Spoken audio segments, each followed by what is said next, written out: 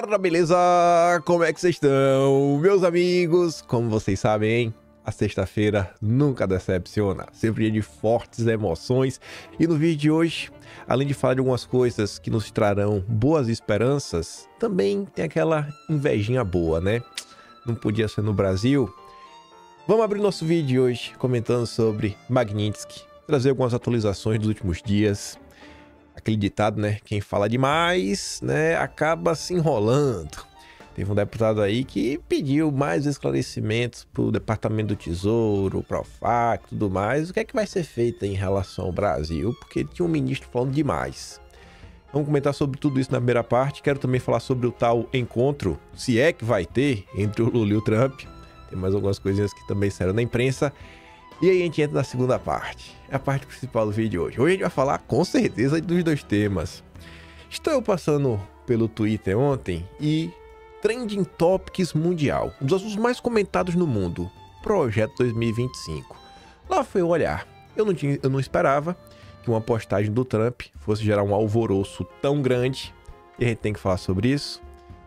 Eu só digo isso, temos que falar sobre isso, até porque eu acho que isso está conectado ao que já está acontecendo no Brasil. E aí a gente volta a falar de Magnitsky e vocês vão entender. Mas vamos por partes. Enfim, nos últimos dias, a elite política brasileira e, para nossa surpresa, também a elite do judiciário, começou a discutir um projeto anti-Magnitsky, como está ali na chamada da Globo News. Supremo e Lula articulam lei anti-embargo estrangeiro, né? Obviamente estão motivados pela Magnitsky.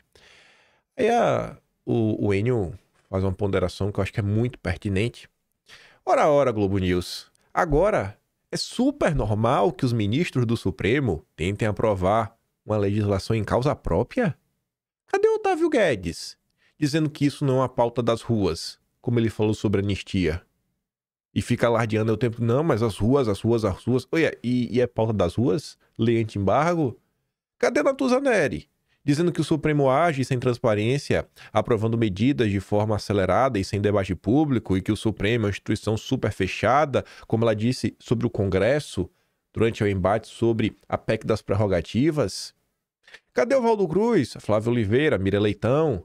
Impressionante que quando o absurdo parte do Supremo, esses jornalistas não conseguem emitir uma mísera crítica. E notem, até agora, nenhum desses jornalistas deu um pio sobre o ministro Gilmar Mendes tocar uma ADPF que vai dificultar o impeachment de ministro do Supremo, que quem estava movendo é a solidariedade do Paulinho da Força. Quando é o Congresso, é blindagem. Quando é o Supremo, aí é democracia. Lei anti-Magnitsky cria comissão para avaliar sanções estrangeiras como as de Trump. Matéria longa, trouxe os principais momentos para a gente entender.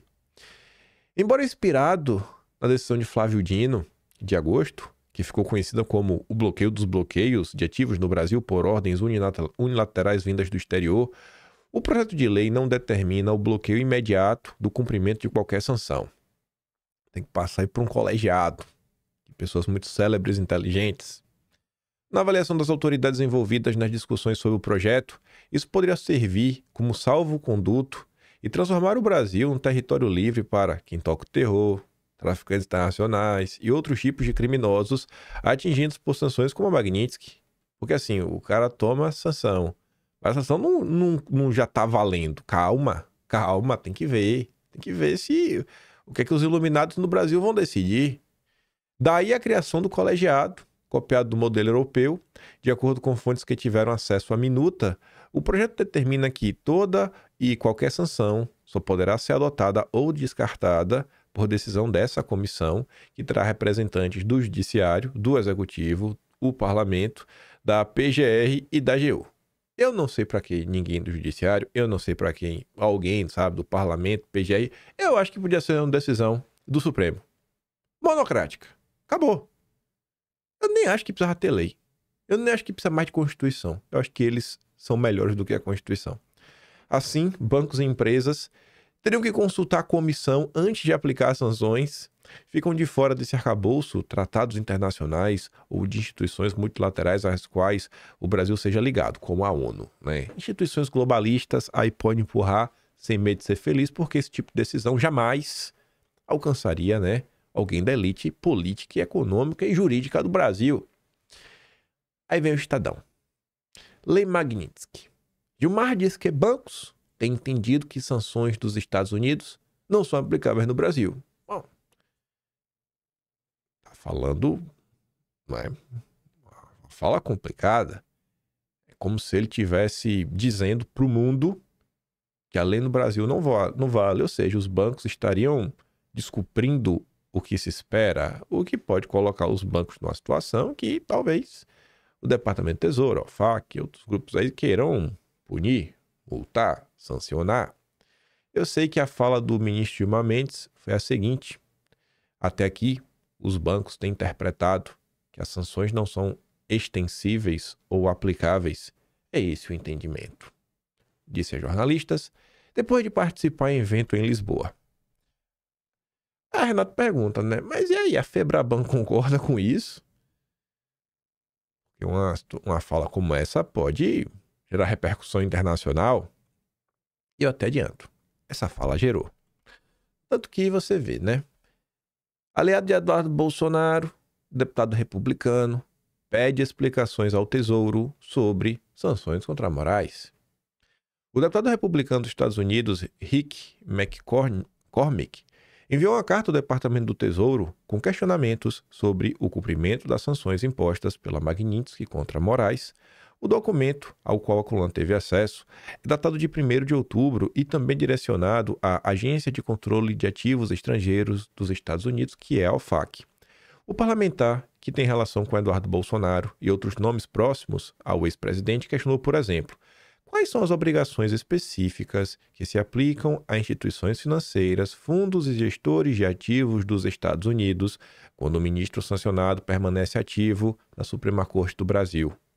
Entre as perguntas de McCormick ainda está se o OFAC emitirá orientações para governos aliados, organismos multilaterais ou partes interessadas do setor privado para reforçar padrões globais de conformidade diante dessa situação extraordinária.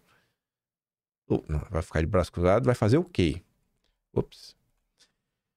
Aí, Renato, traz mais algumas ponderações.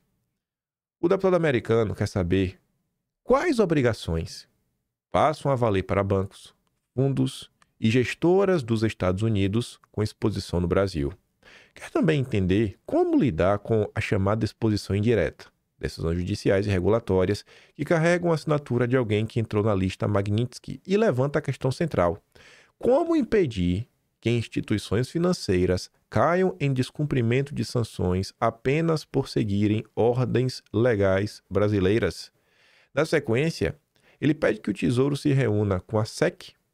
A SEC é uma espécie de CVM deles, né? É uma espécie de CVM. Não é...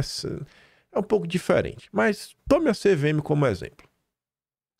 O Federal Reserve e o FSOC, o Conselho de Supervisão de Estabilidade Financeira, para medir o impacto sistêmico dessa situação inédita, também pressiona a OFAC a ampliar o alcance e orientar organismos internacionais como o FATF e o IOSCO, além de governos aliados, para que haja uma resposta coordenada. O recado não é apenas para bancos. O alvo se estende a fundos, gestoras e todo o ecossistema financeiro, que ainda insiste em tratar risco de sanção como detalhe técnico. E tudo isso no dia que, em Brasília, o mercado finge não notar a tentativa de criar uma comissão para relativizar as sanções da Magnitsky, como se fosse possível negociar com a lógica do sistema financeiro internacional. Será mesmo que, se o Departamento de Tesouro for para cima de alguma instituição brasileira, o sistema financeiro internacional fala: não, eu não estou nem para os Estados Unidos, aqui não está valendo? Eu acho que a tendência não é essa, né? E aí, como eu tinha comentado, né, na introdução, quem fala demais, às vezes acaba dando bom dia a cavalo. Pelo menos esse é o ditado que eu aprendi. E segundo a Bela Megali, o parlamento americano, aliado de Eduardo Bolsonaro, se sentiu motivado a se movimentar por conta da declaração de Gilmar Mendes. Ali, ó. Declaração de Gilmar Mendes motivou carta de deputado dos Estados Unidos sobre sanções contra Moraes. Uma declaração de momentos foi o estopim de uma carta enviada pelo deputado republicano dos Estados Unidos, Rick McCormick, ao Departamento do Tesouro dos Estados Unidos, perguntando aí como é que anda, né, o cumprimento da Magnitsky. Na quinta, em um evento em Lisboa, Mendes disse que o entendimento dos bancos brasileiros é que a Magnitsky não teria efetividade sobre as instituições nas operações em território nacional. Após a declaração, Eduardo Bolsonaro, nosso fritador de hambúrguer, procurou o McCormick, que é seu aliado dos Estados Unidos, e articulou a iniciativa. Mais uma do Eduardo, fala dele, viu? Mais uma do menino Eduardo. E ele não para, viu? É ele e ele de novo. Saindo um pouco da questão da Magnitsky, mas falando dos Estados Unidos, vocês viram que lá na Assembleia Geral da ONU, o Trump falou que rolou uma química com Lula e tudo mais, e aí começaram a aparecer vários pais das crianças, todo mundo querendo puxar uma coisinha, né? Um lugarzinho para falar que não, foi graças a mim, foi graças a mim, foi graças a mim. E aqui temos o João Dória, para também falar sobre isso. A Tsuki até ironiza, né? Dória acredita a química de 39 segundos entre Trump e Lula a uma conversa com o assessor qualificado de Trump. O Dória é galanteador, né? Conseguiu seduzir. Rapaz, aí ele conseguiu tirar aí, né, a fala do Trump. Esse Dória é demais. O amigo aí do Flávio Dino. Escute só. Estava um assessor qualificado do presidente Donald Trump. E ele nos disse ali numa conversa ampla, aliás, não foi uma conversa tão reservada assim, os empresários brasileiros e também figuras da política do Brasil acompanharam esse diálogo. Ele disse claramente que, havendo possibilidade de se avançar no entendimento entre o governo Trump e o governo Lula, ou seja, entre o governo americano e o governo brasileiro, que isso teria condições e possibilidade de evoluir, independentemente das posições políticas externadas pelo presidente Trump, notadamente em relação ao julgamento do ex-presidente Jair Bolsonaro. Ele deixou claramente o caminho e a luz de que esse entendimento poderia ocorrer, como de fato, 2 semanas depois, naquele encontro casual nos bastidores da Assembleia Geral da ONU, entre o presidente Trump e o presidente Lula, houve ali já uma comunicação, eu diria, construtiva, que pode ajudar a promover um encontro pessoal. Eu torço, Uribe e Larissa, pelo bem do Brasil. Eu não tenho uma visão ideológica de quanto pior, melhor para o Brasil. Eu torço pelo bem do Brasil. Pelo bem do Brasil, um encontro entre o presidente Donald Trump e o presidente Luiz Inácio Lula da Silva seria muito positivo para o Brasil, para a economia brasileira e para uma relação centenária entre dois países que sempre se respeitaram e sempre tiveram uma multilateralidade muito positiva, muito boa. E é o que eu desejo. E eu tenho certeza que, havendo este encontro, acelera-se esse procedimento. Tá vendo aí, né? Agradeço ao Dória. Grande João Dória. Pois bem. E a reunião, hein? Trump não indica interlocutores para organizar diálogo com Lula. Tá todo mundo se movimentando, os empresários, até agora, nada. Aí a justificativa até o presente momento é que assim, ó, o governo brasileiro vê shutdown nos Estados Unidos, negociações do conflito Israel-Hamas como empecilhos para que a reunião seja marcada nos próximos dias. Diplomatas acreditam, no entanto, que em breve o norte-americano habilitará interlocutores para acertar detalhes da conversa. Né? Até agora nada. Isso porque pintou um clima maravilhoso. Eu não sei, eu acho que se tivesse tido uma química boa mesmo, já tava pelo menos um pouquinho mais adiantado. Pelo menos só um tiquinho assim mais adiantado. Parece que não tá andando tão rápido aí como Dória e a imprensa brasileira tentaram vender. E também tratando de Estados Unidos, a gente começar a falar de coisas que para mim são mais interessantes.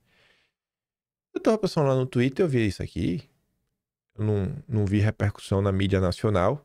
Você pode ver aqui, né, um documento oficial do governo americano, do DOJ, né, United States Department of Justice, né, o Ministério da Justiça deles.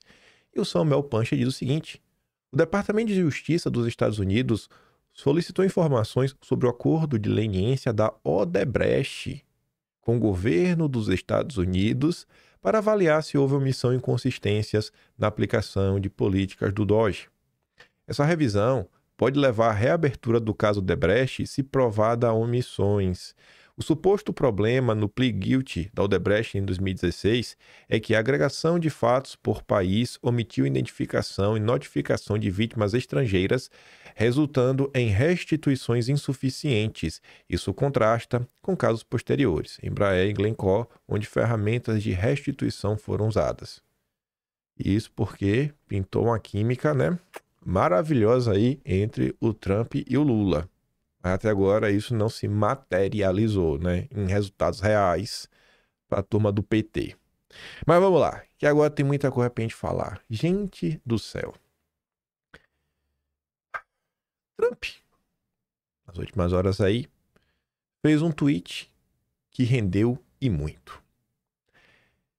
Inclusive fez o termo Project 2025, né? Projeto 2025, parar no Trend Topics mundial. Tô eu aqui na Austrália, né? No meu celular, no computador também, tô vendo aqui, Trends no mundo, Projeto 2025. Eu fui clicar, eu tinha até visto esse tweet no outro dia, mas eu não tava entendendo a dimensão que a coisa tava tomando. E para minha surpresa, até algumas coisas, a imprensa nacional começou a cobrir, a Globo falando sobre isso. Esse daqui é o tweet em inglês. Vamos colocar na tradução do Google, que é essa daqui. Tenho uma reunião hoje com Roosevelt, do Projeto 2025, para determinar quais das muitas agências democratas, a maioria das quais são uma farsa política, ele recomenda que sejam cortadas e se esses cortes serão temporários ou permanentes. Não acredito que os democratas da esquerda radical que me deram esta oportunidade sem precedentes. Tá meio ruim, né? Não tá certo. Não acredito que me deram essa oportunidade sem precedentes. Eles não são pessoas estúpidas. Então, talvez esta seja a maneira deles de querer silenciosamente e rapidamente tornar a América grande novamente, né? Presidente DJT, né? Donald, sei lá, J, não sei o J do que Trump. Aí, vamos tentar entender o que é que tá acontecendo, né? Nos últimos dias, chegou num ponto que os Estados Unidos, diferente do Brasil, porque no Brasil fica sem orçamento, né? Aí fica sem orçamento, você não vota, né, a LDO, não vota nada e vai empurrando. Vai empurrando. Tanto que o orçamento do ano passado foi votado esse ano. Nos Estados Unidos não é bem assim. Se você não tem dinheiro, aí tudo para. Não tem dinheiro. E aí estava se discutindo isso, cara. A gente tem que passar aqui um projeto de lei para abrir espaço no orçamento, para fazer isso, para fazer aquilo outro. E os democratas cruzaram os braços e falaram, não, a gente não vai fazer isso daqui, a gente não vai votar, acabou. E aí que eles chamaram de shutdown, né? Que seria assim, o fechar tudo, desligar. Desligou o computador. E aí a imprensa brasileira começou a noticiar. Tá aqui a Globo. No segundo dia de shutdown, Trump promete cortes em agências democratas e mira em adversários políticos. Ué, ele vai mirar em quem? Nos aliados, é?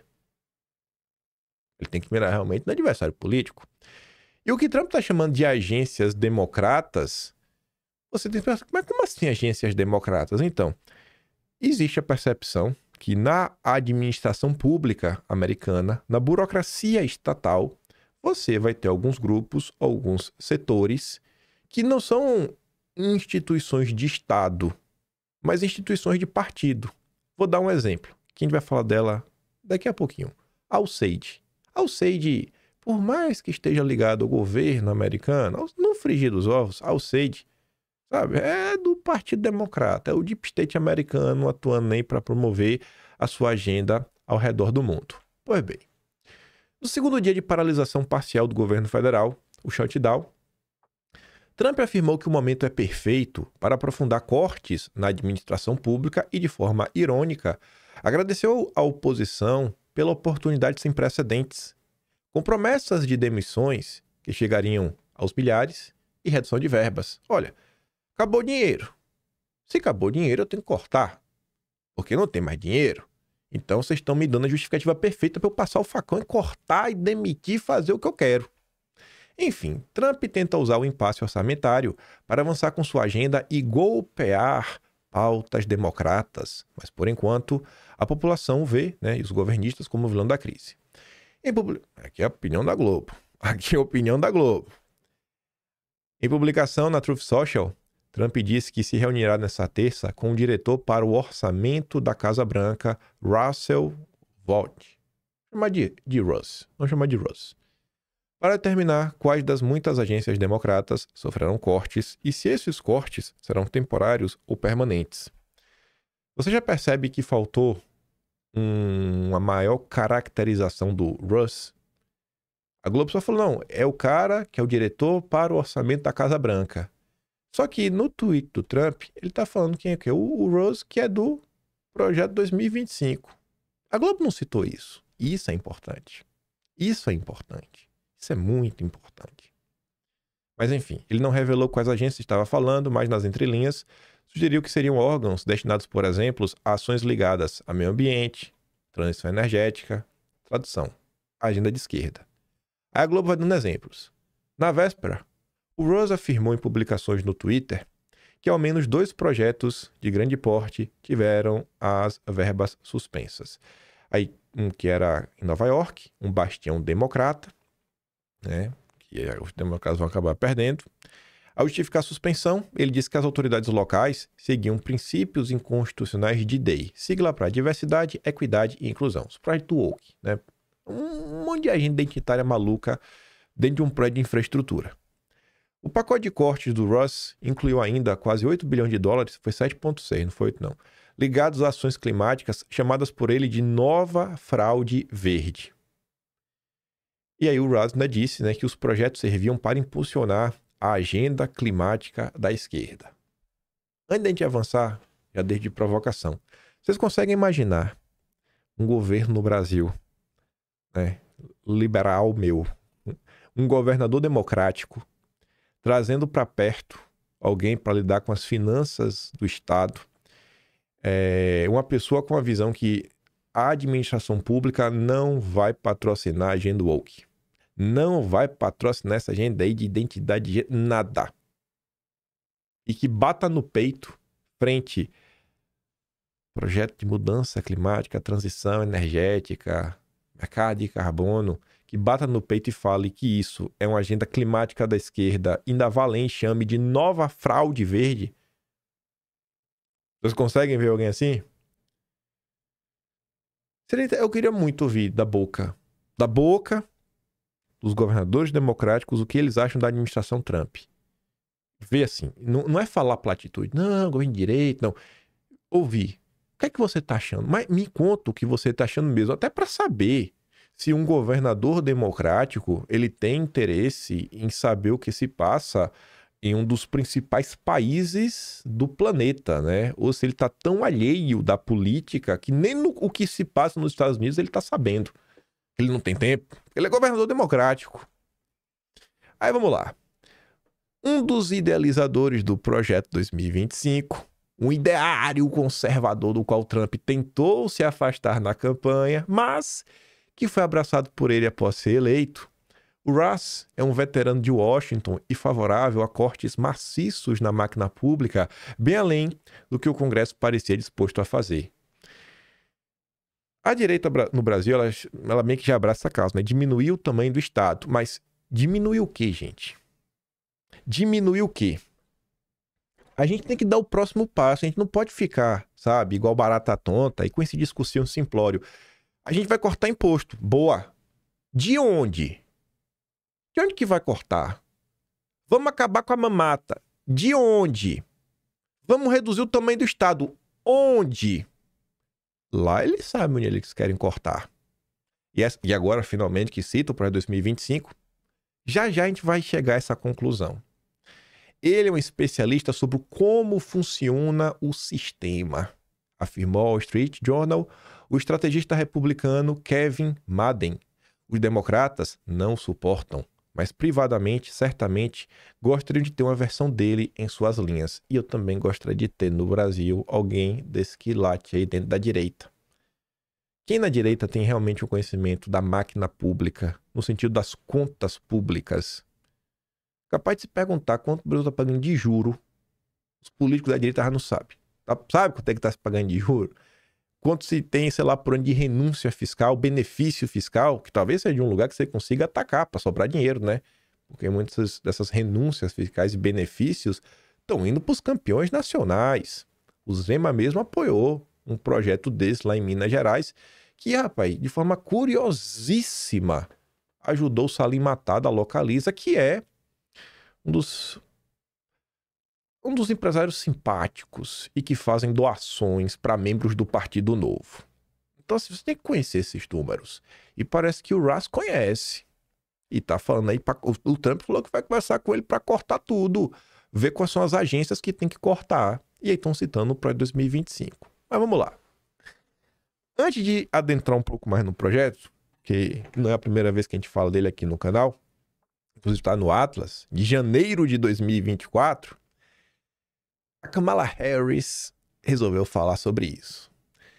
O projeto 2025 era o plano de Trump para tomar o poder descontroladamente dentro do governo federal e restringir as liberdades dos americanos. E ele está implementando isso bem diante dos nossos olhos. O tweet do Trump machucou. A Kamala foi para cima. O governador da Califórnia, o estado mais à esquerda dos Estados Unidos, pelo amor de Deus, quem é Nova York perto disso? Também pode ser maior. Ele tá ali, ó. Trump tentou se distanciar do projeto 2025, mas depois de 9 meses, ele já colocou 48% em ação. E agora, com sua paralisação, ele está totalmente envolvido, abraçando os cortes desastrosos e as políticas divisivas do plano. Tem uma thread do Felipe Martins que eu sempre não. Eu já devo ter comentado essa thread umas 10 vezes, que ele falava assim, ó. Os conservadores de direita no Brasil precisam compreender como se dá a dinâmica das forças em Brasília. Tem várias forças diferentes, né? Tem o centrão, tem a esquerda, tem o judiciário, tem um lobby de setores diferentes, tem os conservadores, tem os militares, tem os concursados. Entender essa dinâmica, se tornar as forças mais fortes para avançar com sua agenda, tá? Qual é a agenda da direita? A direita não tem uma agenda. Tem algumas ideias do que a direita não quer. Lá nos Estados Unidos, além deles possuírem uma agenda, eles têm a quantificação de quanto essa agenda já andou. E só tem como ter essa quantificação se você tem uma agenda. E se você tem uma organização. 48% em 9 meses. 9 meses, 48%. O bicho fez muita coisa, hein? Fez muita coisa. Vamos lá. Julho de 2024. Ah, o Trump negou o projeto 2025 e agora ele está colocando em prática. Ele negou simplesmente porque ele vinha sendo muito criticado na época, na imprensa. Estava gerando um certo desgaste. Aí o Trump meio que fingiu que não era com ele, mas qualquer pessoa com mínimo de discernimento sabia disso. E a gente chegou a relatar isso lá no Atlas, falando, o Trump vai seguir o projeto 2025. Cara, não esquece. Postagens que estão lá no Atlas, né? Você vê aqui, ó, o José, 21 de julho de 2024. Os caras têm um projeto. A corrida presidencial é para conquistar os votos. Não vi nada dele se afastar do projeto pelo discurso na convenção. Aí tu coloca até que o recorde diz, ó, Michigan. Ele se afasta do projeto mais uma vez. Diz que não sabe do que se trata, chama o projeto de muito conservador, direita radical, né? Quem está nesse projeto. Como eu disse, isso pode ser uma jogada dele e até acho... E até certo ponto ele está certo, pois precisa de outros votos, só acho que foi demais ele chamar envolvido nesse projeto de direita radical, mas enfim, política. E na época o Trump estava sendo muito criticado, inclusive lá o Nick Fuentes, que não era muito amigo lá do Charles Cake até atrás, falando que o Trump era um frouxo, era um covarde. É a direita intergaláctica. A direita intergaláctica americana. Aqui foi essa postagem também, né? Mais um intergaláctico dos Estados Unidos. E aqui você vê uma pessoa com um mínimo de cérebro. Esse Jackson, ele fez uma tabelinha que tem Agenda 47, que é o que o Trump falava que era dele. Não, eu não tenho um projeto 2025, meu Agenda 47. Aí ele coloca aqui Agenda 47 e o projeto 2025. E fazia as comparações. E ele falava, gente, o projeto 2025 e a Agenda 47 são basicamente a mesma coisa. Não se deixe enganar por Trump, é apenas comercializando com um nome diferente, sabe? É a mesma coisa. Acorda, sabe? Não fica se fazendo de trouxa. Acorda pra vida. Às vezes o político não vai falar tudo, né, com todas as letras. Por questões estratégicas, dá uma acalmada aí. Segura a onda. Mas vamos lá. Vamos voltar para o que está acontecendo agora.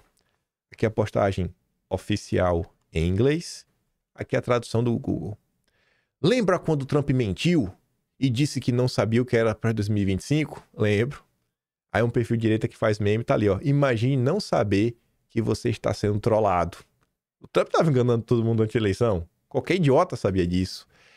Aí ele fala, o idiota do Ross é o responsável pelo orçamento da Casa Branca. Não é uma trollagem isso não. Sentiu. A esquerda tá triste, tá preocupada, porque a mamatinha deles, a Rouanet deles, sabe, a USAIDzinha deles, ó, vai acabar. Os projetinhos woke vai acabar. A agendinha SG vai acabar, vai passar tesoura. Sabe onde é que tem que cortar. Aí os perfis direitos estão fazendo a festa, né? Tá ali, ó. Últimas notícias. Trump vai se reunir com o mestre de projeto 2025, Russ, para começar a cortar um grande número de empregos e agências federais. Que porcentagem do governo federal você gosta de ver eliminada? Tu vê os comentários, pessoal, 90%. Demite todo mundo. Demite aí todo mundo, que eu não quero saber. Os democratas vêm gritando não aos reis há meses, e com a paralisação de Schumer, eles deram ao Trump o poder de um rei divertido. E sim, o projeto 2025 sempre foi o plano porque ele salvará a nação. O projeto 2025 avançou mais rápido do que eu poderia imaginar, afirma o autor do livro sobre o ideário conservador nos Estados Unidos. A Globo entrevistou David Graham, que é um cara de esquerda, que lançou um livro, inclusive, já está traduzido por português. Veja como são as coisas. A direita brasileira sequer parou para ler o projeto 2025. A esquerda já leu, já fez a sua versão rebatendo e já publicou até em português. Mas antes de a gente avançar isso daqui, para você entender por que lá as coisas estão andando e por que o cara colocou aqui esse título, né? O projeto avançou mais rápido do que eu poderia imaginar. O que é o projeto 2025? Tá aqui, ó. Se você pegar o Atlas de janeiro de 2024, você vai encontrar essa imagem e tudo mais. E no Atlas de janeiro de 2024, deixa eu ver se ele tá aberto aqui. Não tá, não.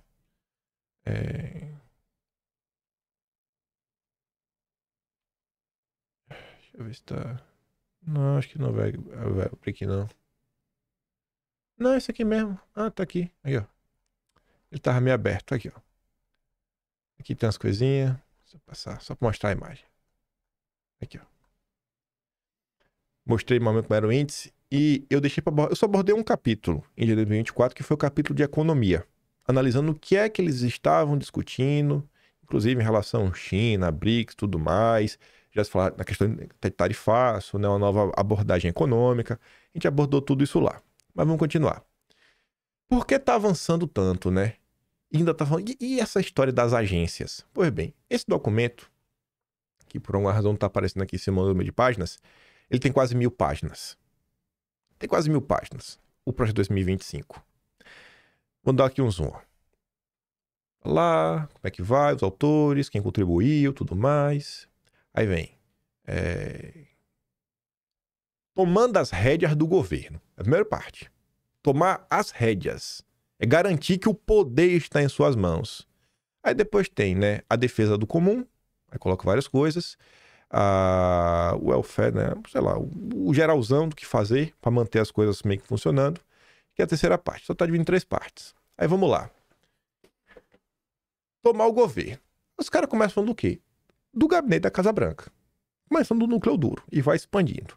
Depois, o gabinete executivo do presidente, que é o Russ, que escreve. Esse aqui é o homem do dinheiro. Esse é o homem que sabe o que é que tem que cortar. Depois, agências centrais pessoais, né? Gerenciando a burocracia. É a terceira parte do primeiro capítulo. Lá a galera já estava preocupada desde o início com o quê? A gente tem que acabar com essa sacanagem aí, velho. A gente tem que ir pra cima dessas agendas. Mas eu nem vou entrar nesse capítulo aqui. Aí vai pra parte do comum. Aí fala o Departamento de Defesa, Departamento de Segurança Interna, Departamento de Estado. Isso daqui eu acho que valeria a pena a direita brasileira ler. Vai encontrar muitas respostas para o que está acontecendo no Brasil, magnífico aqui dentro. 30 páginazinha, vale a pena ler. Depois vem, ó, agências de mídia e um capítulo inteiramente dedicado para Agência para International Development. Desenvolvimento Internacional. AID. Se a gente colocar a letra U e S primeiro, né? United States, USAID. Será que é um capítulo inteiro sobre USAID? Quando você clica aqui, a missão, né? Agência para o Desenvolvimento Internacional, liderada pelo governo americano internacionalmente para desenvolver, enfim, né? E prospectar e colocar para andar programas de assistência. USAID ajuda a comunidade, pô. Isso é o que deveria ser fazer. Ou seja, é um capítulo inteiro sobre a USAID. Aí fala do histórico, que nasce lá no governo do Ken e tudo mais. Aí começa a falar do trabalho dela com as ONGs. Aí vai avançando. Aí depois do que tem, como é que ela funciona, tipo assim, como a USAID trabalha em relação ao Ministério das Relações Exteriores, à política externa. Aí começa a falar de alguns episódios que a USAID participou. Depois ele vai olhar por regiões. Aí aqui, ó, como a USAID participa na questão do avanço da agenda climática, como a USAID participa para avançar com a agenda woke, como a USAID proteger a vida, né? Não tem nada de proteger a vida, que é direitos reprodutivos, é aborto no final do dia. Enfim, aí vai falando um monte de coisa, aí, religião, aí depois vai falar sobre nas regiões, aqui ó, a saúde ao redor do mundo, tá, aqui várias coisas, aí descendo aqui. Deixa eu ver. Aqui falando do setor privado na América.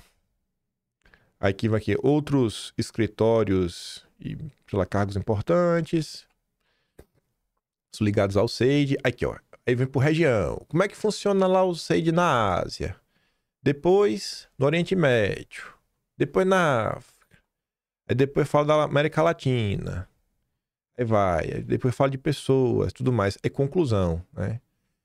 A próxima administração conservadora vai ter uma oportunidade única para realinhar as forças internacionais de assistência americana junto aí aos interesses nacionais. Se eu não me engano, nesse capítulo, inclusive, ele está falando sobre questões jurídicas. Deixa eu ver se está aqui. Tinha alguma coisa ele falando de... Aqui, ó. O que deveria fazer? O próximo administração americana deveria focar nesse programa, né? O que é que a USAID deveria fazer? E coloca aqui, ó. Focar os seus recursos para fortalecer os fundamentos do livre comércio, como direitos de propriedade, assim, claros, né? E um judiciário que funcione, né? Ou seja, meio que resolver judiciários que não... Porque é uma agência que atua internacionalmente em outros países, né? Então, assim, se o judiciário tiver meio disfuncional, o judiciário, você deveria ir para cima dos juízes. Então, assim, o que está acontecendo não é aleatório, mas parte de um plano. Então, quando você tem um plano, as coisas andam. Por isso que eu pergunto, qual é o plano? Onde vocês querem chegar? Qual o projeto de Brasil que vocês têm? Sabe? Então tá aqui, ó, tá tudo bonitinho. Vou botar aqui pro início. Aí tá aqui, né? 900 páginas, rapaz. Falando dos ministérios, falando das agências. Eu tô falando, lê isso aqui. Pra se inspirar, nada. Não precisa copiar o que eles estão fazendo, não. As soluções deles são para eles. O Brasil precisa de suas próprias soluções. Mas aqui inspira, precisa entender, cara, o que é isso daqui? O que é que eles estão discutindo? Ou seja, eles tentam entender o que é que a agência faz, eles tentam entender o histórico dessa agência, o que já foi feito no passado, até onde pode ir, peças-chave nessas agências. Por exemplo, quando você pega, vamos trazer para o Brasil, um estudo sobre o Ministério da Fazenda. O que é que tem dentro do Ministério da Fazenda? Aí você olha, pô, tem a secretaria disso, tem a secretaria daquilo outro, tem que ir lá e pô, isso aqui é carro-chave, isso aqui não é tão importante, não, isso aqui nem quebra muito a cabeça, mas esse cargo aqui a gente tem que realmente garantir que tem alguém nosso, 100% alinhado, pra gente conseguir avançar com a nossa agenda. Então, quando você tem um plano bem direcionado, você consegue avançar com esse plano mais rápido. E você consegue quantificar... Mal? E você consegue quantificar o quanto o seu plano está avançando. Aí é fácil, né? E depois ainda querem comparar Bolsonaro com Trump. Trump tá jogando no modo fácil. Bolsonaro não ganhou essa colher de chá. Antes desse shutdown, antes do Trump falar que ia chamar o Russ do projeto 2025, que o Trump pegou das peças centrais do projeto 2025 e colocou: tu vai cuidar do orçamento. Tu aí, que dedicou tua vida para entender como é que funciona a burocracia estatal, o orçamento do governo e conhece muito bem a máquina pública, tu vai cuidar do dinheiro, viu? Tu vai cuidar do dinheiro. Tu vai cuidar da porta do galinheiro. Aí, 4 dias antes, aqui a Globo foi entrevistar esse cara. Escreveu um livro para 2025. Aí o que ele disse? Começa falando assim, ó.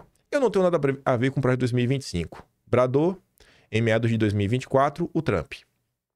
Se referindo a um conjunto de ideias conservadoras capitaneadas pela Heritage Foundation, que vão desde restrições ainda mais amplas ao aborto até o fechamento de agências e departamentos federais como o da educação. Na ocasião, Trump tentava se desvencilhar dos aspectos negativos do plano usados pelos democratas para tentar demolir sua candidatura, só que o discurso não durou muito. Antes de tomar posse, pessoas ligadas ao projeto foram indicadas para cargos de confiança e suas primeiras ordens executivas traziam pontos defendidos pelos seus idealizadores. 48% avançou. O Trump já chegou na cadeira ordem executiva assinando a 3x4 porque existia um plano. O Trump não é nenhum grande guru que tem as respostas para tudo, mas ele trouxe pessoas que claramente conseguem contribuir e ajudar.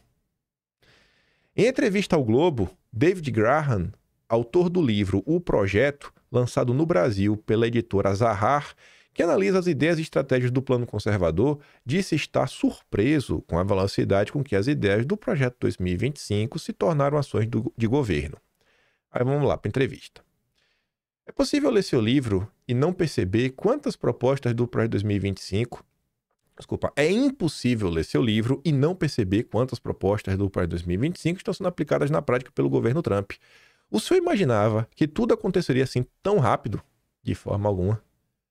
Nós vemos documentos assim, como para 2025, de 4 em 4 anos, mas acho que este é um pouco usual em termos de organização e abordagem. São ideias que a extrema-direita defende há bastante tempo.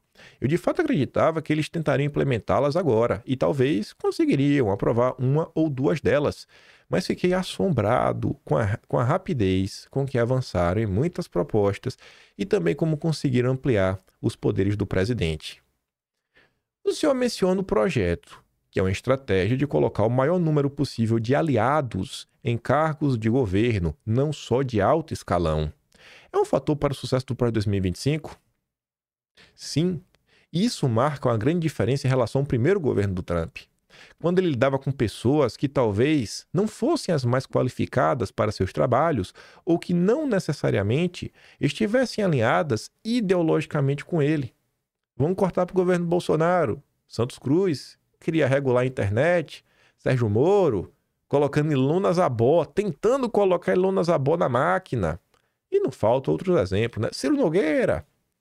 Agora, há pessoas em sua equipe que estão ao seu lado, dispostas a executar suas ideias e que conhecem melhor o governo. Há pessoas que esperaram por anos uma chance para entrar no governo e aplicar essas políticas. E agora, que estão ali, parecem determinadas a não perder essa oportunidade. Então, o elemento político e ideológico com Trump agora é mais determinante do que um currículo estrelado? Sim. E também existe uma abordagem meritocrática, que não exige apenas ter as melhores credenciais. Ah, eu tenho isso, eu tenho um curso disso, tá? Mas tu sabe colocar o que em prática? Uma pessoa que entende que não é só tirar 10 na prova, que a vida humana tem muito de relação interpessoal, de fazer acontecer, botar pra andar. Tempo de casa na direita, né? O cara não chegou, não, surfista que chegou agora. E nada disso daqui é novo. Nada disso daqui é novo. Eu vou provar. Só pra mostrar pra vocês, né? Livro, publicado, traduzido. E a direita brasileira sequer tem um projeto de país. Lá, a cada 4 anos aparece um. Aqui não tem. O último projeto de país que alguém da direita publicou no Brasil foi o do Enéas. Depois do Enéas só apareceram o do Temer. Eu não acho que vocês querem o do Temer, né? Porque eu não quero. O do Ciro Gomes. O do Aldo Rebelo, não sei se dá pra chamar de projeto de país, porque o do Aldo Rebelo é mais um livro, né? Que tá o Quinto Movimento. Eu também nunca parei pra ler, então não sei se... Eu tô fazendo até meio que simplório nessa coisa. Mas ele lançou lá o livro dele, o Quinto Movimento. E tem um que é do General Vilas Boas. Mas direita mesmo, do Enéas. Ficou lá pra trás. E a gente precisa fazer essa autocrítica, né? Enquanto a gente sequer tem... Enquanto a direita sequer sabe o que é um projeto, sequer se debruçou sobre o do Enéas, lá a cada 4 anos tem, e a esquerda já está lançando no Brasil a versão traduzida para o que fazer para combater o que o Trump está fazendo. Mas vamos lá. Vamos voltar para quantificação. Por que o projeto de 2025 é perigoso? Não é apenas mais um documento de política, é um projeto de 900 páginas criado para transformar a presença dos Estados Unidos em um poder quase ditatorial. Pronto. É um esquerdinha, né? Um petista americano. E se isso for implementado, a América não será a mesma. Ou inveja, viu? Ou inveja que eu tô. Aí vamos dar uma olhada. Isso daqui tudo, gente, é de janeiro de 2024. Eu não quis nem pegar o que eu abordei em vídeo, os cortes bonitinhos. Eu peguei só o recorte do Atlas, para vocês verem. Você entrava no site oficial e estava assim, ó, construindo agora para uma vitória conservadora através de políticas pessoal e formação. Contudo, distante de uma visão e conclusão enviesadas, seria pertinente analisar a fonte primária. Porque antes disso daqui a gente comentou sobre o que estava sendo na imprensa na época, sobre 2025, sobre a página da Wikipedia. A gente estava, enfim, é um dossiezinho básico. No site, o plano era apresentado da seguinte forma: não basta que os conservadores ganhem as eleições. Se quisermos resgatar o país das garras da esquerda radical, precisamos tanto de uma agenda governamental como das pessoas certas, prontas para levar a cabo esta agenda no primeiro dia da próxima administração conservadora. Corta para o Brasil. Em 2022, elegemos várias pessoas. Das pessoas que foram eleitas para o cargo de governador, alinhadas à direita, quantos realmente colocaram para andar o projeto que começou com Bolsonaro? Que realmente abraçaram uma briga. Vamos mudar o Brasil. Vamos realmente botar para essa esquerda radical passar nervoso. Quantos? Ninguém, né? Porque nenhum é radical. Todos são governadores democráticos. Este é o objetivo do projeto. Ele se apresentará em 4 pilares que coletivamente abrirão caminho para uma administração conservadora eficaz. Perceba-se que havia uma preocupação nítida sobre a eficiência de um governo conservador, especialmente diante da estrutura e da necessidade de aglutinar pessoas para dela fazerem parte. Novamente, o Brasil era um exemplo claro desse problema exposto. Quantas vezes o então governo Bolsonaro teve dificuldade em conseguir pessoas para ocupar postos de base na estrutura governamental? Por quantas vezes isso foi motivo de boicote a projetos e planos dos mais variados ministérios? Isso aqui começa na página 312 do Atlas, janeiro de 2024. Aí vai lá. O cara que organiza, né, o cabeça organizador do projeto é o Kevin Roberts. Inclusive, você vê aqui o nome dele. Ó. Aqui, ó. Kevin Roberts. Olha aqui, ó. Kevin Roberts. Ele aí. O cara que organiza. Depois de me ler provocar bastante desconforto com o seu inesperado discurso, ou próprio tem da voz, desta vez, quem fez os panelistas se ajeitarem na cadeira foi o presidente da Heritage Foundation, o Kevin Roberts. Vocês da elite são parte do problema. O cara foi lá para falar isso. Olhar no olho da elite globalista e falar: a gente tá indo atrás de vocês, viu? Estamos aqui porque vamos atrás de vocês. Os problemas enfrentados pelos Estados Unidos eram apontados não apenas por Vivek, mas também por Kevin Roberts, presidente da Heritage Foundation. Em um trecho de menos de 4 minutos, ele revelava as ações que seriam tomadas por um governo conservador assim que ganhasse as eleições e destacava que as elites políticas eram parte do problema. E por quê? Porque elas não enxergavam os mesmos problemas que o cidadão comum. Aí está aqui a entrevista. uma entrevista que ele deu, né, que basicamente está o que ele falou em Davos. O que Davos pode esperar de um administrador republicano?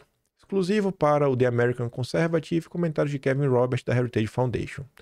Aí tá assim, né? O moderador pergunta: se uma administração Trump chegar, que tipo de pessoas você acha que seriam os tipos de pessoas que eles trariam, né? O perfil das pessoas que o Trump iria indicar para a máquina.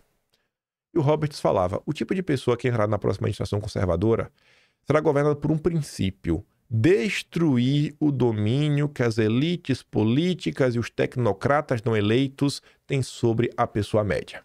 A gente vai para cima de vocês, vamos para cima do establishment.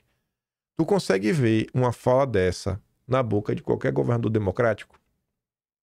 Eu consigo ver na boca do Eduardo Bolsonaro, né? Na boca do Jair, porque fala o tempo todo.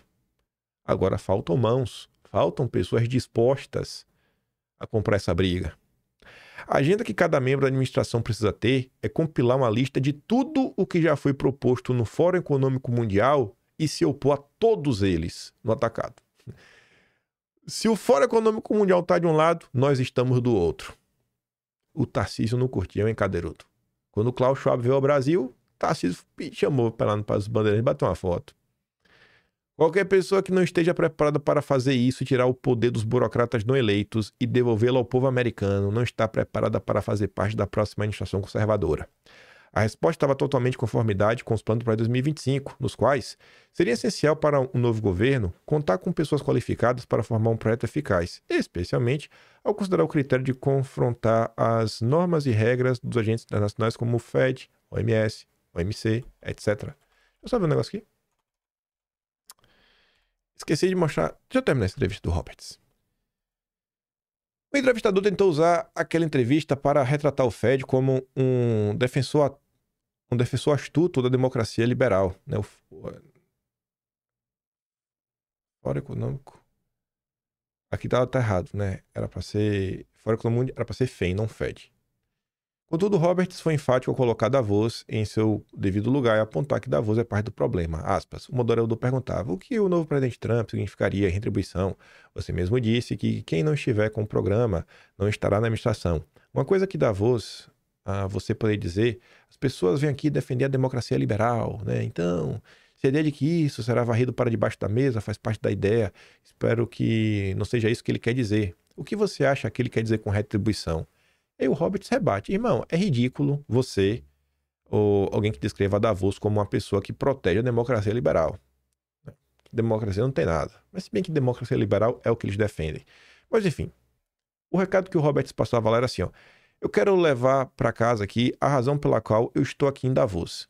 É explicar para muitas pessoas nesta sala e que estão assistindo, com todo respeito, nada pessoal, mas que vocês, né, fazem parte do problema. A tradução não está muito de boa, porque essa aqui é a tradução direta do Google. As elites políticas dizem que as pessoas comuns, em 3, 4 ou 5 questões, que a realidade é X, quando na verdade a realidade é Y. Né? A imprensa no Brasil mente o tempo inteiro.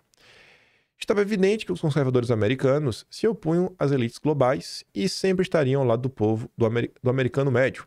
Isso, mais uma vez, levantava comparações com o Brasil. Na gestão Lula, o país continuava a atender aos interesses da União Europeia, de Davos, do Partido Democrata e de tantos outros com a agenda verde.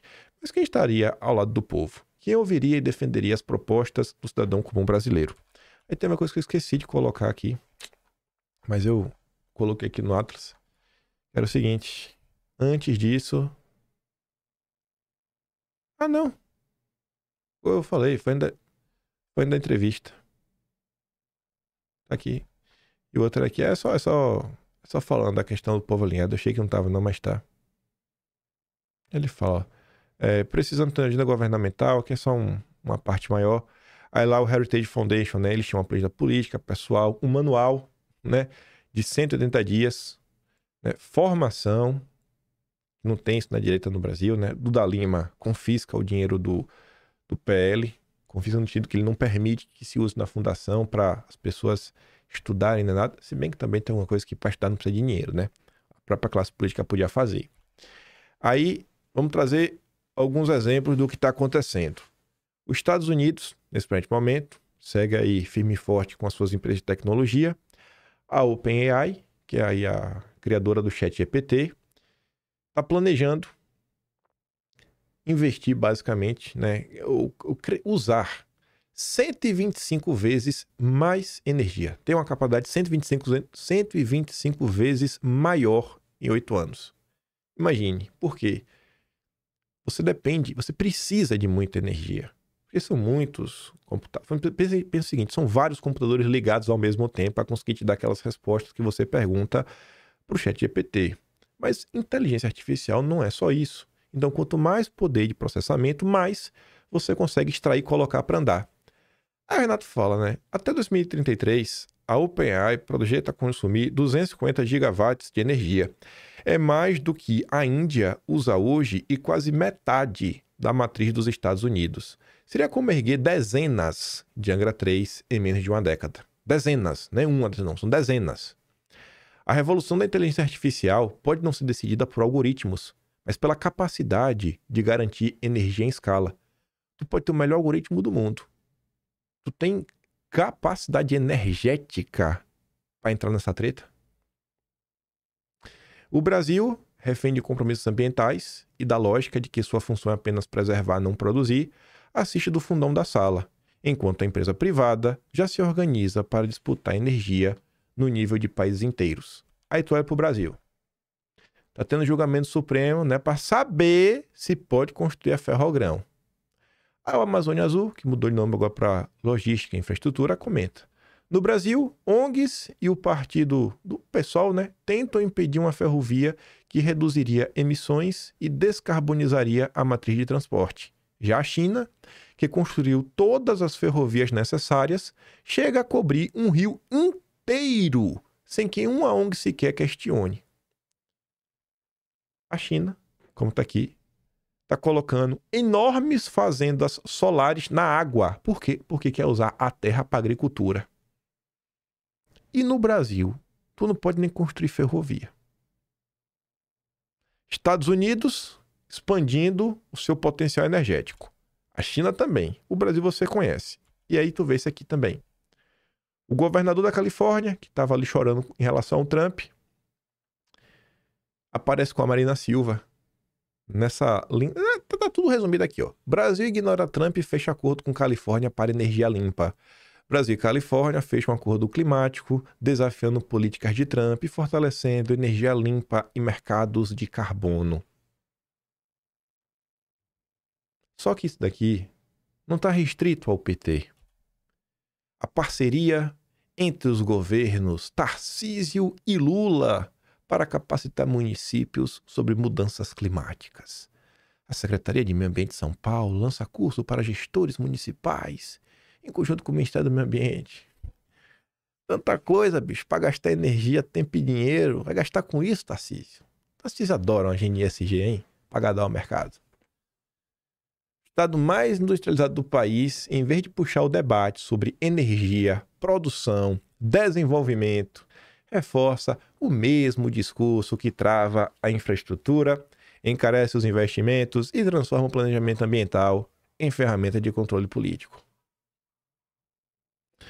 Mas o que também... não, ainda tem esse aqui, ó. A turma dos Soros, patrocinando um caderno inteiro, né, sobre a democracia ateniense no New York Times. É assim que eles corrompem o sistema, metendo grana para defender a pauta deles por aí. Trump tá certo em investigar as atividades dessa organização, viu? Tem que passar o trator em cima. O que me traz grande alegria é que olhar o seguinte: o tempo está passando e por mais que a classe política no Brasil ainda esteja, sei lá, meio distante de um cenário ideal, que a gente tem um projeto mais claro, uma coisa muito mais organizada, nenhum partido a gente tem, o povão está se politizando. Ontem o Flávio Bolsonaro colocou uma fala e perguntou pro povo: o que é que o povo acha? Flávio Bolsonaro falou assim, ó: numa guerra, inimigo do meu inimigo é meu amigo. Você concorda? Responda aqui nos comentários. Aí eu fui ler os comentários. E a maior parte dos comentários estão discordando dessa fala. Gostei muito dessa do Moreira. Tenho que memorizar essa. Na guerra, sim. Na política, não. Na política, o inimigo do seu inimigo é seu concorrente. E isso passa por um problema. Muitas vezes, as pessoas ainda estão presas na ideia que quem comanda o Brasil é o PT. Sendo que o PT é só uma expressão do sistema. E como se a política fosse apenas dois lados. O PT de um lado e a gente do outro. E às vezes as coisas não são bem assim. Mas continuando. Aí a Flávia Fernando comenta, nem sempre. Porque o inimigo do seu inimigo não é seu amigo. É no máximo um aliado temporário que muito em breve poderá ser seu inimigo também. O MBL é um ótimo caso. Atsuki diz, não. Porque nessa guerra, o inimigo do meu inimigo continua sentando com o meu inimigo. Quer um exemplo? Ciro Nogueira. Ciro Nogueira tá ou não tá ainda? Sentadinho lá, feliz da vida. O Rueda, falando que vai deixar o governo, mas ainda com reunião com Lula. Pelo amor de Deus. Presidente da Caixa, indicado pelo Arthur Lira do PP. Conversa mole. Rodrigo Maia se casando, tava todo mundo lá na casa do Rodrigo Maia, rapaz. A Anitta pergunta por que eu deveria concordar e coloca o Mourão como exemplo, que inclusive participou do golpe de 2022, né? Trazendo um recado da CIA. E continua. Petrópolis conservador. Nessa eu discordo. O inimigo do meu inimigo, quando não é meu amigo, continua sendo meu inimigo. E não tenha dúvida, mais cedo ou mais tarde, vai tentar me ferrar junto com o outro. O 10565 diz, o conceito ignora que as consequências ou objetivos de curto prazo raramente compensam os danos estruturais de longo prazo. O Vinícius diz, discordo. Análise extremamente simplória dentro de um contexto que pode ter milhares de variáveis. A Ana Raquel diz, não concordo. Inimigo é inimigo sempre. Traidor é traidor sempre. A Carolina diz, e foi assim que o MBL se juntou com o PT para tentar empichar Bolsonaro pai e estão pagando o preço da rejeição tem mais de 4 anos. A Manu diz, né? Essa fala é uma lógica de aliança temporária baseada em um objetivo comum contra um adversário. Mas essa união, ela não é sólida, já que as partes envolvidas podem ter outros interesses ou diferenças fundamentais que surgirão após a superação do inimigo em comum. O Altair também diz, nem sempre. Não li os outros votos, mas o inimigo do meu inimigo é meramente um possível aliado pontual, nunca meu amigo por exclusão. Não.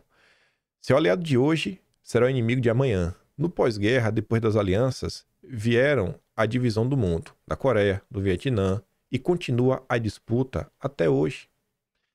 A dona Virgínia, não, no máximo será um aliado na guerra, depois é cada um pro seu lado. A Cláudia Luca diz, qual a probabilidade desse aliado de ocasião ser um cavalo de Troia?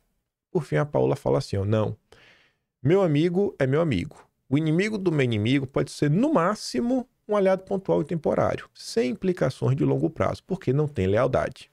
Aí eu peguei tudo isso, eu já estava comentando nos últimos dias bastante sobre antipetismo, união da direita e tudo mais. Peguei as ideias, estruturei, pedi só para meu amigo ChatGPT dar aquela corrigida no português e coloquei, né? A expressão, o inimigo do meu inimigo é meu amigo, parece prática, mas no fundo é simplista. Ela parte de uma lógica imediata, que enxerga apenas o curto prazo e ignora nuances, contradições e interesses de médio e longo alcance. Ao reduzir a disputa, a política e disputas de poder a um jogo de dois lados fixos, acaba abrindo caminho para alianças frágeis e cheias de incoerência. Se olharmos para o bolsonarismo, dá para ver claramente como essa lógica se provou um erro. Primeiro, alianças oportunistas e contraditórias.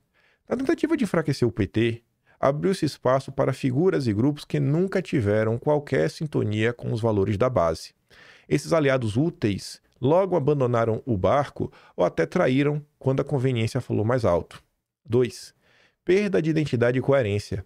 A união com qualquer um que fosse contra a esquerda acabou diluindo a pauta original.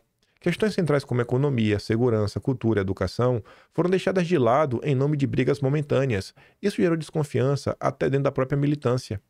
Terceiro, fortalecimento de falsos aliados. Muitos se aproximam só para surfar onda, fazendo carreira em cima do bolsonarismo, mas, no primeiro sinal de custo político, eles se afastam.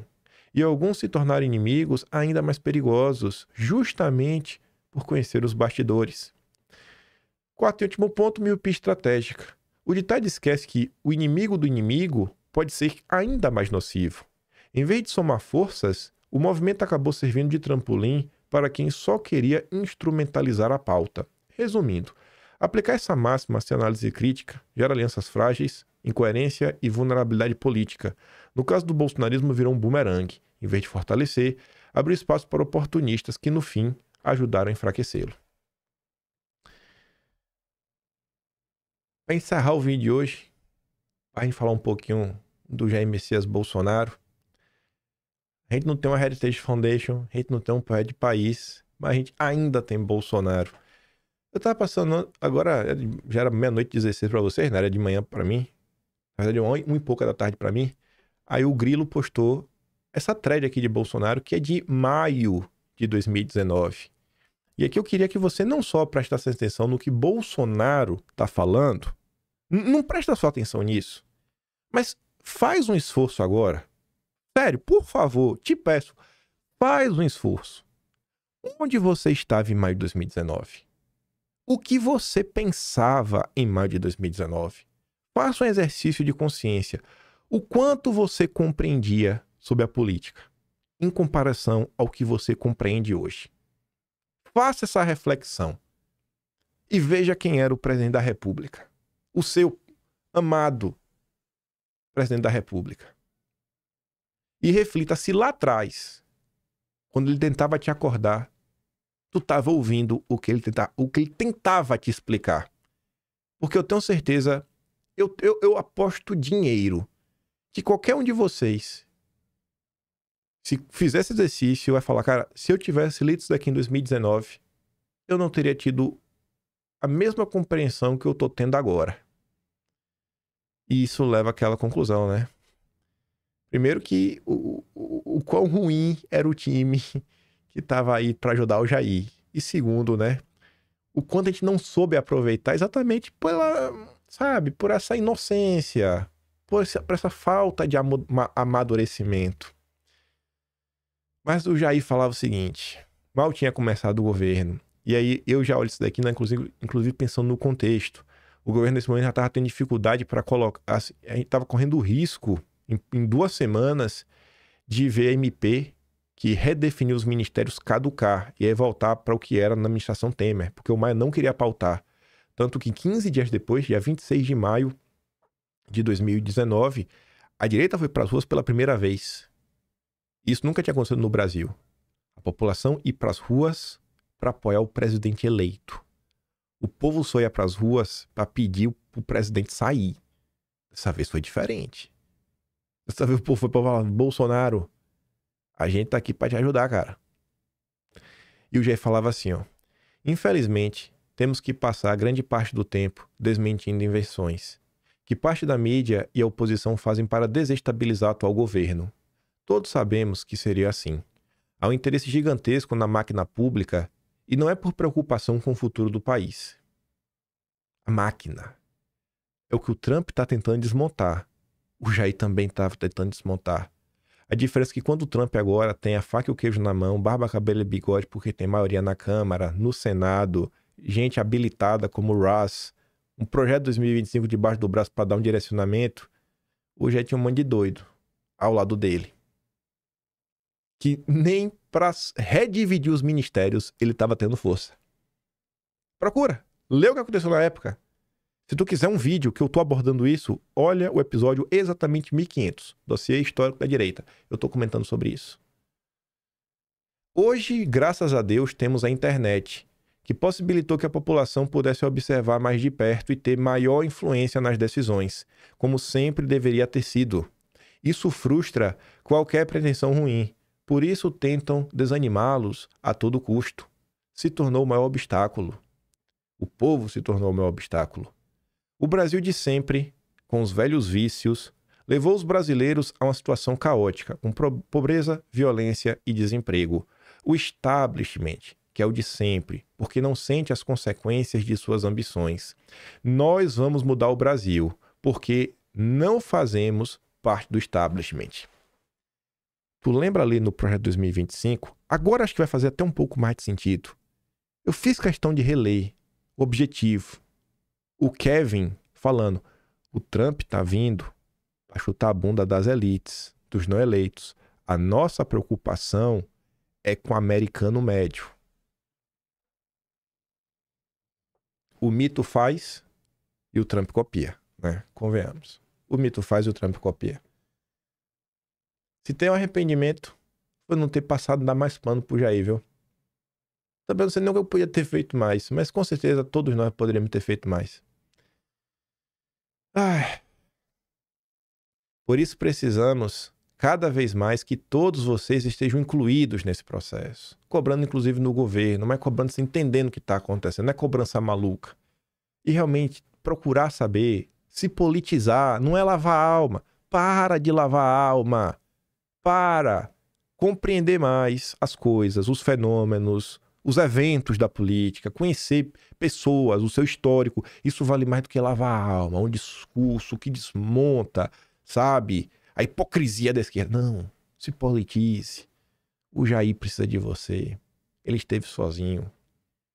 Queremos reproduzir os valores da população brasileira e resgatar nossa identidade como nação. Ô, Grilo, se tivesse me mostrado isso aqui ontem, o tanto que a gente falou ontem, gente, da questão da nacionalidade, tanto é postagem do Olavo.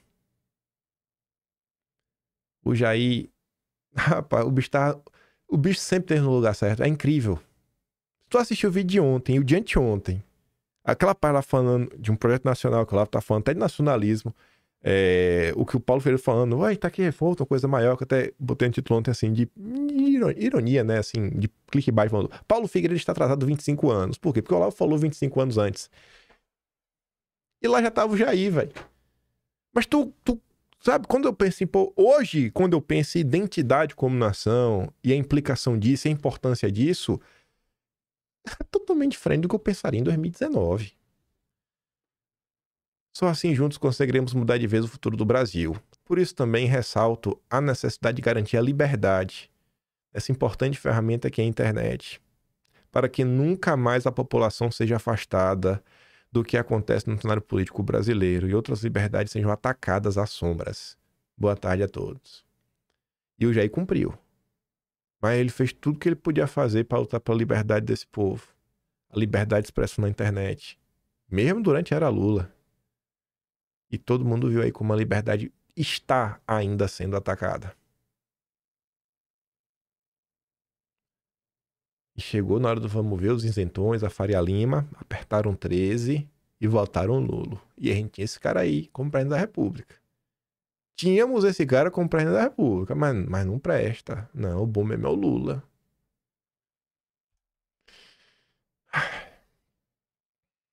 Você olha para os Estados Unidos, dá uma certa inveja, né? Mas você vê, falta muita gente no Brasil. Mas o material, a essência da solução, a gente tem.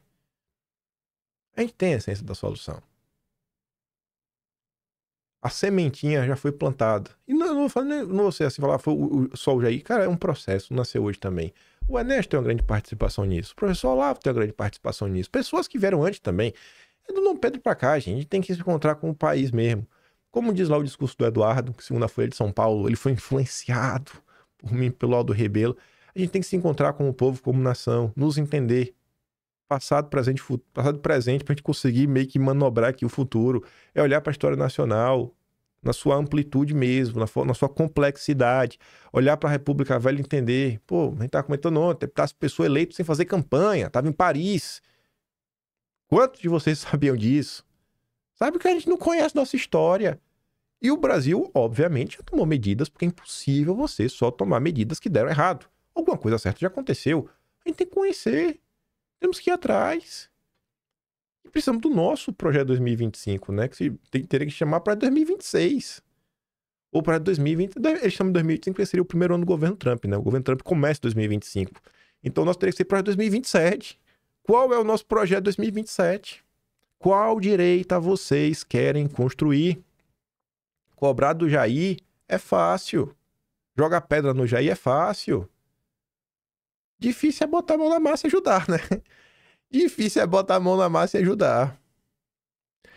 Pois bem. Eu termino com inveja branca, né? Aquela inveja boa. Mas com esperança, sabe, dias melhores. Eu olho pra população, quando o Flávio Bolsonaro pergunta, eu venho ler a resposta do povo e falo, pô, bicho, o povo tá se politizando, sabe? Devagarinho, dia após dia, o povo tá entendendo mais como as coisas funcionam. Todos nós. Eu vou ficar por aqui. Se gosta do meu trabalhinho, quiser ajudar um pouco mais, pode ser membro do canal, tem um botão de valeu, tem um Patreon na descrição, tem um Atlas, Kimpaim.com sem BR, não tem BR, Kimpaim.com.